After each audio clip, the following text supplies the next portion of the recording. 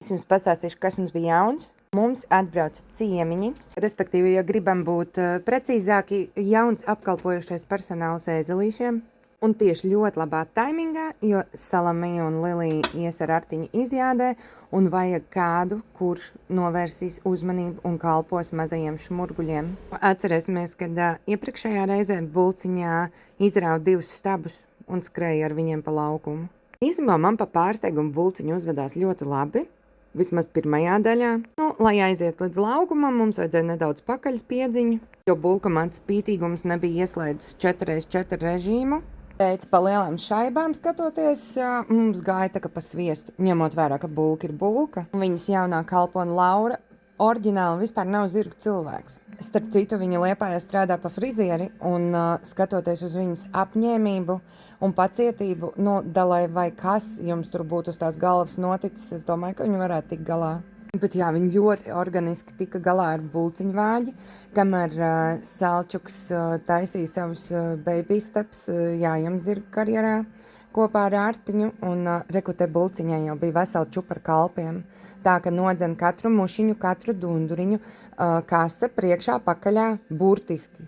Tā, ka tas nebija teiciens. Man tagad liekas, ka es esmu redzējusi tādus sludinājumus, kur jaunās māmiņas arī var iet šitā ten uz aerobiku, vingrot, netraucēti, paņemt līdzā bērnu, un kāds viņu tur vāķī.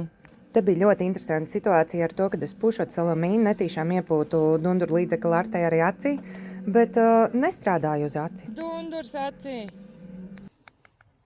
Malēts Salamī dundurs acī. Tu kā vajadzētu otrādāk, lai nelido?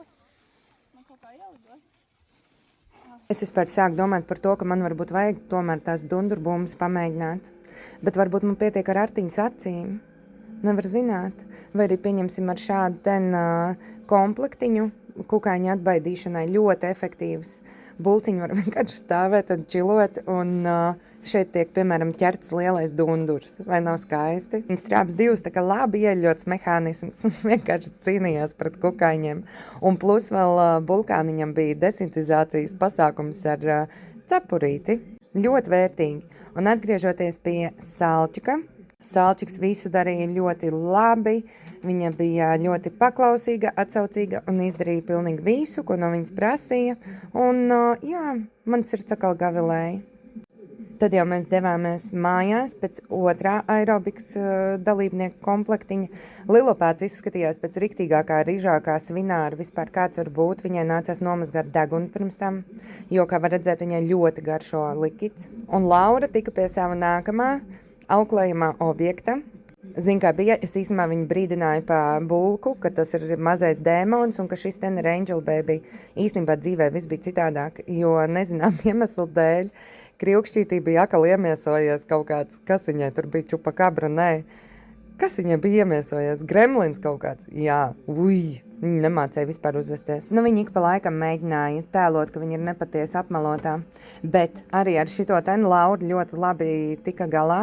Un ko es vēl gribēju teikt? Viņa ir ne tikai frizieris, bet arī man radiniece. Un līdz ar to, protams, kad viņa bija maza, es šito ten vispār biju aizmirsusi. Nevis aizmirsusi, bet vispār neatceros. Tātad viņa stāstīja, kad izrādās, ka viņa bija maziņa, es viņu esmu uzlikusi uz punktiņa, man bija kādreiz Šetlandes ponijas. Es jums stāstīju pa ponijiem. Un viņa bija nokritusi. Un, protams, ka es viņai liku kāpt apakaļ. Bet, kā redzams, mīlestībai uz zirgiem tas vispār netraucē. Īstenībā, ja tā padomā, es arī savā pirmajā jāšanas reizē nokritu. Varbūt tur ir kaut kāds magic ar to, ka sasit to galvu un tad saslimst ar šito ten zirgu slimību. Te Kriukšķīts rādīja, kā no viņas nāk ārā. Kaut kādi gremlinu izgarojumi. Bet, kā redzams, viņi ļoti labi tiek galā. Un starp citu, kā jums patīk krekliņa izvēle dodoties mazgadīgus bērnus auklēt? Man liekas, ka tāds ļoti interesants variants priekš auklītes kastiņu. Tad mazais Lilopātiņš arī pavisam netraucēti var sākt savu aerobikas nodarbību. Lilopātiņš, tāpat kā Salamī, uzvedās ļoti labi. Īstenībā priekš jaunzirgiem viņas abas 24 gadnieces, pēc tam vēl pēc bērniem. Viņas ir ļoti saprātīgas. Nevar jau baigi pārslavēt, zin kā mazums tur kaut kāds demons izlien, bet mana māca sirds katru reizi gavilē. Molečs. Mums jūt uz sauju.